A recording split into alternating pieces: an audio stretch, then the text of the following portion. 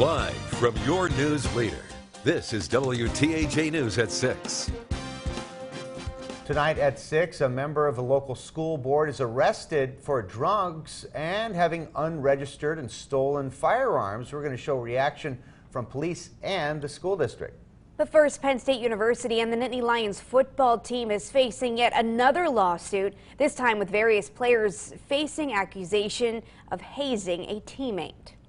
Thanks for joining us tonight. I'm John Clay. And I'm Amanda Kenny. The former Penn State football player says a number of his teammates who are still playing at the university today hazed and harassed him in 2018. Now, in this 46-page lawsuit, the player says the university and head coach James Franklin knew about the alleged assault. Our Evan Hinckley standing by with more on this case. But first, we're going to send things over to our sports director, Peter Terpstra, for more on the player behind the accusations. Peter? Hey John, hey Amanda. As you guys said, before we get to the nuts and bolts of this thing, we're going to give you a little background on 20-year-old Isaiah Humphreys, who is suing Penn State coach James Franklin and one of his former teammates for hazing allegations. Like I said, he's 20 years old and he no longer plays football at Penn State. He has since transferred. Isaiah Humphreys is from Texas originally and only spent one season at Penn State, which is the 2018 season. Now, according to the lawsuit, Humphreys says he and his dad, a former Penn State and NFL player, reported the hazing, and then after that, in retaliation for making the report, Franklin and the staff made him do drills designed for him to fail, to justify not giving him game time. The lawsuit also says his teammate conspired to encourage him to transfer, and he did, to Cal Berkeley, where at last check he is currently on the roster. Now, he sat out this past season because of NCAA transfer rules, and he has yet to play a snap of college football. Now, we've been working on this story all day. We're going to bring in our guy, Evan Hinckley. Evan, some serious accusations going on here. What do you got for us? Serious indeed, Pete. Within this lawsuit, quite a number of sexual allegations of a serious nature made specifically, and Humphreys claims that he's not the only one who had sexual allegations made against him. There's also many other underclassmen who go unnamed in the lawsuit, but who claim, from Humphreys' claims, also experienced the same amount of hazing.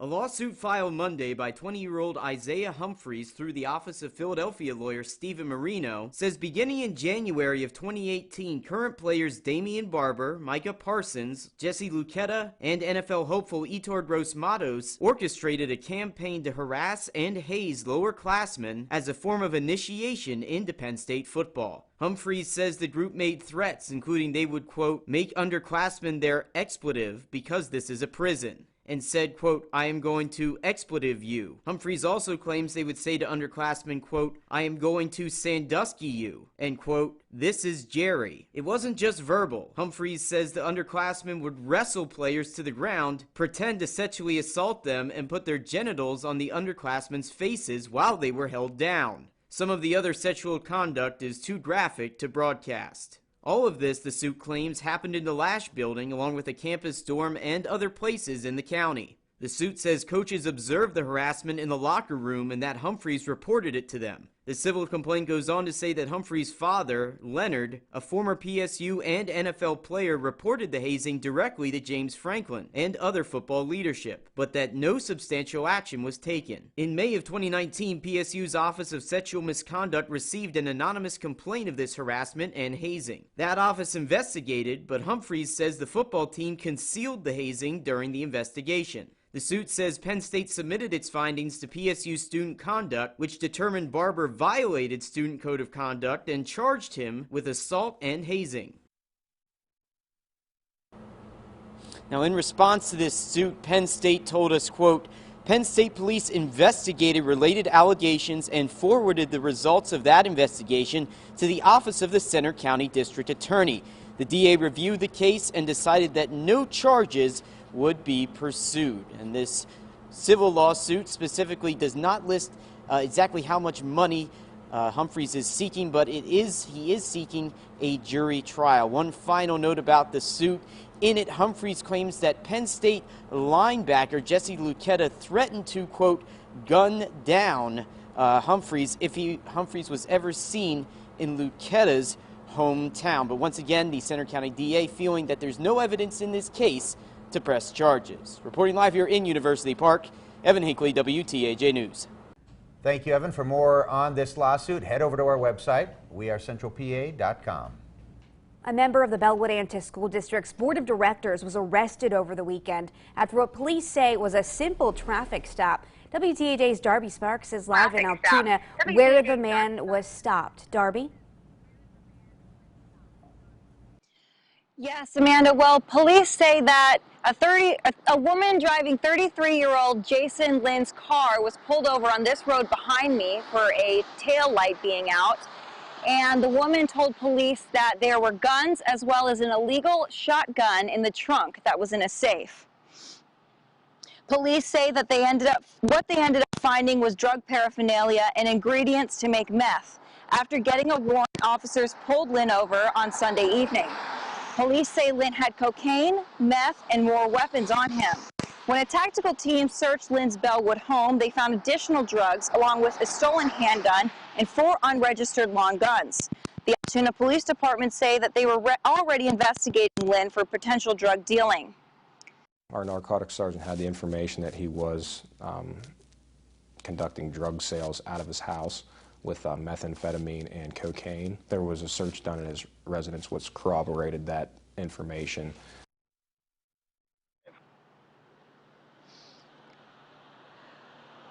This morning, the Bellwood-Antis School District gave a written response saying, in part, Jason Lynn's alleged actions do not reflect the values of our community, district, or our school board of directors. We have been in contact with our solicitor and are working through this issue. Now, the school district says that Lynn will remain on the board until he is proven guilty. Live in Altoona, I'm Darby Sparks, WTAJ News. Thanks, Darby. We have an update on the case surrounding the viral video that shows 2 teens beating a deer. 18-year-old Alexander Smith's preliminary hearing was on Friday. Smith waived that hearing, so the case heads to the Court of Common Pleas. Jury selection is set for May 11th. According to the criminal complaint, Smith and a 17-year-old male admitted to everything in the video. Both face 2 felony counts of aggravated animal cruelty and 2 felony counts of conspiracy to commit animal cruelty. From WTAJ, your weather authority, here's your weather now.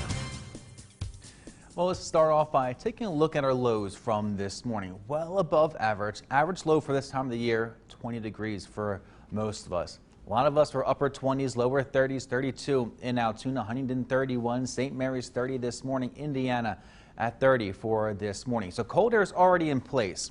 Our winds for this morning were coming out of the east, so the cold air already in place in the valleys. We have cool, moist air from the Atlantic being brought over to us here in central PA. That's going to trap that cold air we saw this morning into the valleys east of I-99. But with this easterly wind, that normally gives our western counties a bit of a bump in our temperatures, and that's what we saw today. Here's Tuesday today at 2:45, so earlier this afternoon. The wind still coming out of the south and southeast, a very cool flow for us, still trapping that cooler air in our valleys. While our western counties in the western part of PA, look where the wind's coming from, out of the west and southwest, and that brought you guys a warmer afternoon. We do see the winds now becoming a bit more westerly, and that will give us a warmer day for tomorrow. But cold air damming, that is what we saw for today. That cold air already in place from this morning, plus the winds coming from the east, cold air being more dense, heavier, settles in the valleys, has a very hard time getting over the mountains, and that keeps us here east of I-99 in our eastern counties much cooler compared to those out towards the west, especially when you guys saw the winds coming from the southwest, and that ushered in so much warmer air for this afternoon. We can still see that right now. Upper 30s, lower 40s for our eastern counties. Still upper 40s right now. 48 for Indiana, Johnstown 48, Pittsburgh 48 degrees. So for tomorrow, a warmer day, a bit of sunshine in the morning, but we'll end the day tomorrow with a little bit of rain. I'll talk more about that coming up in a few minutes. Thanks, Mike. Well, temperatures in parts of our area last weekend broke the record highs for this month. The warm weather is certainly taking a toll on ski resorts so far this season. Our Colleen Knutson spoke to folks at Blue Knob All Seasons Resort about how the weather is impacting their ability to stay open. Colleen? John, Amanda, it's been nearly 6 weeks since Blue Knob opened up for their winter season. They say making and maintaining their snow has been a struggle.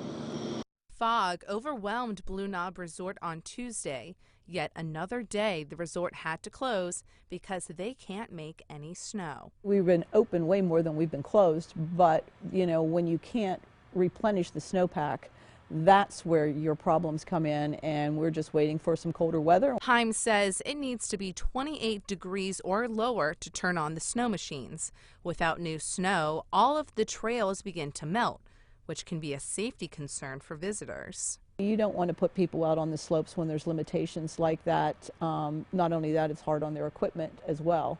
But we will not put people through that when it's unsafe.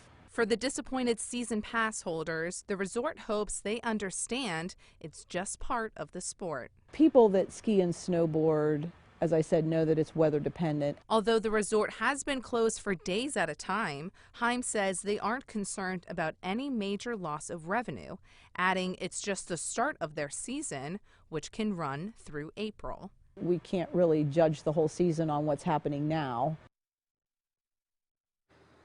Himes is hopeful that on Thursday they'll be able to turn on those snow machines and reopen for this weekend. In Blair County, I'm Colleen Knudsen, WTAJ News. Thank you, Colleen. Well, Interstate I-80 is back open in Jefferson County after a crash this morning. I-80 westbound was shut down for several hours between Brockway and Hazen.